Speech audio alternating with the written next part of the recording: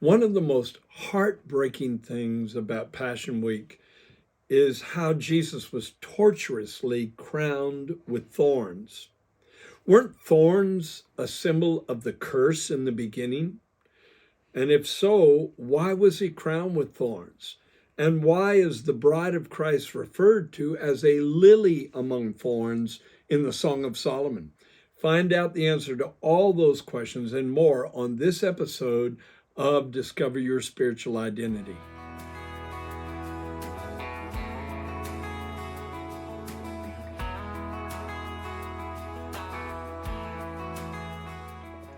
One of the most heart-gripping parts of the story of what Jesus went through during Passion Week involves the mockery that took place from the soldiers, how they crowned him with thorns and bowed before him and made mockery of his claim of being King of the Jews. In fact, let me read that portion of scripture to you because I want you to hear it in its entirety. Mark chapter 15, verses 16 through 20. Then the soldiers led him away into the hall called Praetorium, and they called together the whole garrison. Can you imagine? A legion could be, according to some authorities, between 5,000 and 6,000 people, and a garrison could be 1,000 or more soldiers surrounding the Son of God. How intimidating that would be to any of us, and yet he was undeterred. He knew he had to go through this for us, and it should make us fall at his feet in worship. And they clothed him with purple, and they twisted a crown of thorns and put it on his head, and began to salute him, saying, "Hail, King of the Jews!" Then they struck him on the head with a reed and spat on him, and bowing the knee, they worshipped him, of course, mockingly. And when they had mocked him, they took the purple off of him and put his own clothes on him and led him out to crucify him. Now, Matthew tells it just a little bit differently. He says they put a scarlet robe on Jesus. So which one is right? Was it a purple robe or a scarlet robe? Well, scarlet is a bluish kind of red, and purple is a reddish kind of blue. And I have a feeling they were both describing the same robe with a little bit different perspective. But I believe it was significant for this reason, because the veil to the Holy of Holies was made up of three colors, three primary colors, and that was scarlet and blue and purple. And of course, blue is the in-between color between scarlet and purple. So maybe even though they were just mocking him, it was another subtle reminder from heaven that Jesus is the veil to the Holy of Holies eternally and in a celestial sense, not in an earthly sense. But they crowned him with thorns. Why thorns? And was that part of this drama that was played out with a huge amount of powerful symbolism attached to it? I believe the answer to that is yes, because if you go back to Genesis chapter 3, you find out that thorns are the product of the curse. Let me read it. Then to Adam, Jesus said, "Because you have heeded the voice of your wife," because you've heeded the voice of your wife, and have eaten of the tree which I commanded you, saying, "You shall not eat of it, cursed is the ground for your sake. In toil you shall eat of it all the days of your life, both thorns and thistles it will bring forth to you, and you shall eat the herb of the field. In the sweat of your face you shall eat bread till you return to the ground, for out of it you were taken, for dust you are, and unto dust you shall return." Thorns are not fruitful. They're not productive. Worse than that, not only are they non-productive, they're painful. They're dangerous. They slash and cut and draw blood. And to me, that speaks of life as a whole. that when Adam and Eve were plunged into a fallen state, separated from God, they may have been surrounded by plants that bore thorns, but it was a picture to them of their mental state and their emotional state, their thoughts and their emotions slashing and cutting at them with guilt and fear and the pain of regret and the pain of self-hatred and all the other wars mentally and emotionally they went through internally were like thorns slashing at them. So keep that in mind as we go to the Song of Solomon. The Song of Solomon is a beautiful, symbolic, poetical book that is an exchange conversationally between a king and his prospective bride. And the king is a shepherd king bridegroom.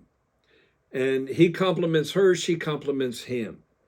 And in Song of Solomon, chapter 2, verses 1 and 2, the shepherd king bridegroom says, I am the rose of Sharon and the lily of the valleys. Now he's going to describe his bride to be like a lily among thorns, so is my love, or my beloved, among the daughters. In other words, she stands out from all the people of this world. And if I could depict her anyway, she's like a lily, something so beautiful, surrounded by thorns.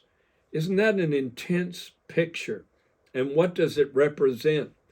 Well, a lily among thorns represents something protected in the midst of lurking danger. It could represent something pure in the midst of menacing evil.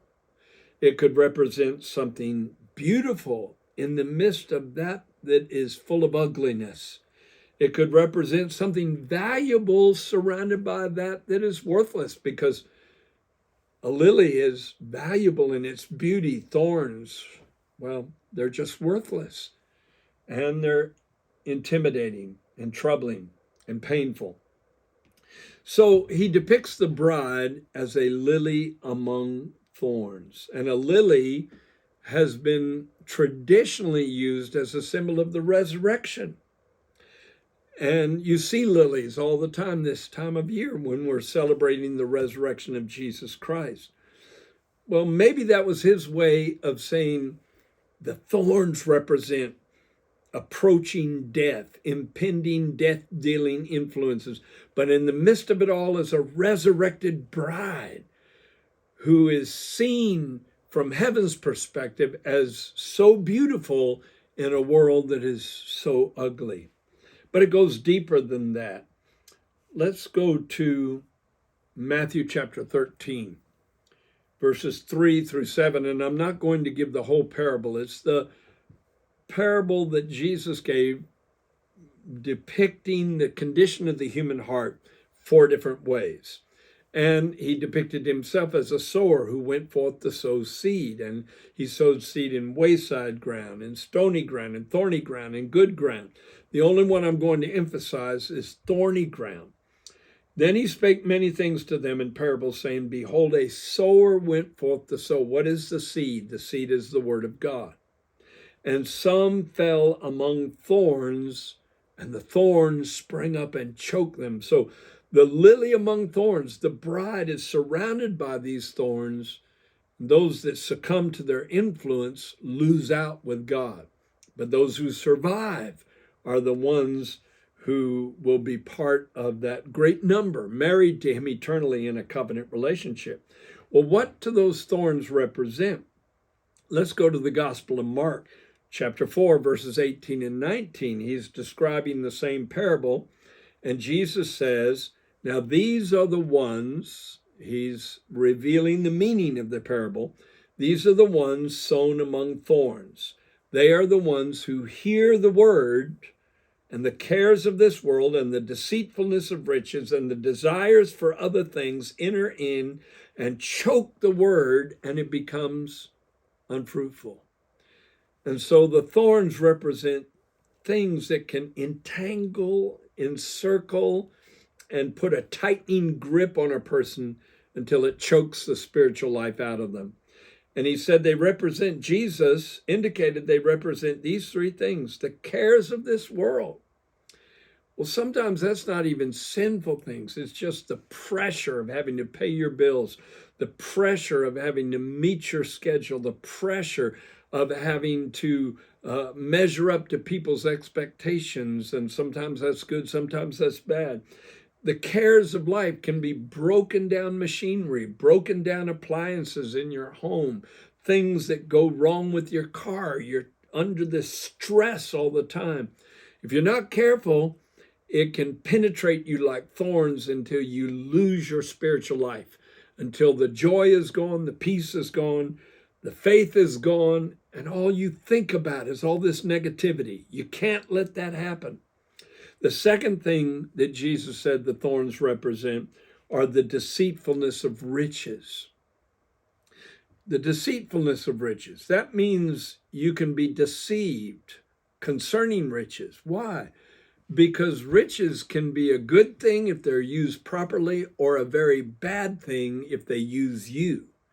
Because I've often said, well, let me take you to another scripture that says it beautifully. In Luke chapter 16, verse 13, Jesus said, no man can serve two masters, for he will either hate the one and love the other, or else he will be loyal to the one and despise the other. You cannot serve God and mammon. And mammon is a term that means material riches kept for the destruction, to the end that it creates the destruction of the owner. So you cannot serve mammon. Mammon, or material riches, make a wonderful servant but a horrible master. Because if you are mastered by money, if you are controlled by material possessions, if that's your aim, if that's your goal in life, it becomes idolatrous. Covetousness is idolatry, the Bible says, and it, like thorns, slashes and cuts and tears at your soul until there's no spirituality left. That's why riches are deceitful, because they can be good and can be bad. It depends on whether or not you are using finances, or finances are using you. You are using material things, or material things are using you and controlling you. And there's a lot more that can be said on that. All right. Also, let me bring in Paul. Paul talked about how he had asked God several times. This is in the epistle to the Corinthians, second epistle, chapter 12. And he said there was this messenger of Satan that was sent to buffet him, and he called it a thorn in the flesh. Let me read it to you, 2 Corinthians 12:7. And lest I should be exalted above measure by the abundance of the revelations, a thorn in the flesh was given to me. And the original Greek word is skolops, skolops, which means more than just a little pricking thorn. It's a lengthy thing that can gore you. It's probably depicting one of the largest thorns that you could scrape your flesh on. He said, a thorn in the flesh was given to me, and he said it was a messenger of Satan to buffet me, lest I be exalted above measure. So what was that thorn in the flesh? Some people say it was a physical infirmity, problems he had with his eyesight as a result of going blind 3 days after he saw Jesus. I don't think it was that at all, because he said this thorn in the flesh was a messenger of Satan. A messenger brings a message. And I believe there was a buffeting demonic power that constantly reminded Paul of the horror of what he was guilty of. Torturing Christians, having them killed. The first martyr of the church, Stephen, was not far from Saul, later to be known as Paul, when he was stoned to death, and Paul assented to it when he was yet to be converted. Yeah, I believe that tortured his mind day and night. And if there's anything that the thorns represent, it's the torturous memories of our own failures. Just like Paul. I'm sure you go through it too. So, How do I tie all that together? Jesus was crowned with thorns. I believe that he felt your mental misery and my mental misery and Paul's mental misery and the misery of any person that's ever turned to him for redemption. And yet they went through these horrid battles of the mind. And the chastisement of our peace was upon him because he was crowned with thorns. He was crowned with the great grief of humanity. The Bible says he was a man of sorrows and acquainted with grief. And so I believe our griefs were upon him. Our sorrows were upon him. He suffered the same way mentally and emotionally that we do, even though it was rightfully so with us and not for him because he was perfect. Yet he did it vicariously. He suffered in our place, amazingly, so that we could have a great exchange. And this is an incredible thought. This is an amazing truth that because Jesus was crowned with thorns, you and I can be crowned with life, crowned with righteousness, and crowned with glory. And I'm going to give you those three scriptures, and then I'm going to close. James 1:12 says, "Blessed is the man who endures temptation, for when he has been approved, he will receive the crown of life, which the Lord has promised to those who love him." To be crowned with life is to be adorned with the very life of God. Imagine that. And then 2 Timothy 4:8, Paul talks about how he ran his course, he finished his race, he fought a good fight. And he said, "Henceforth there is laid up for me a crown of righteousness, which the Lord, the righteous judge, will give me on that day, and not to me only, but unto all those who love his appearing." So those who love him get a crown of life. Those who love his appearing get a crown of righteousness.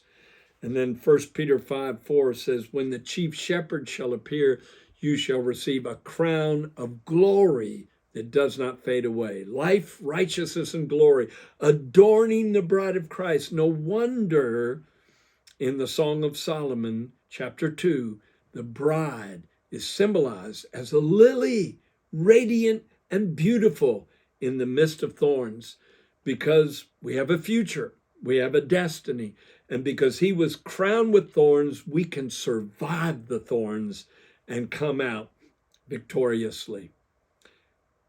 I'm glad I was able to share that with you today, and I hope it enriches your heart the way those revelations enrich my heart.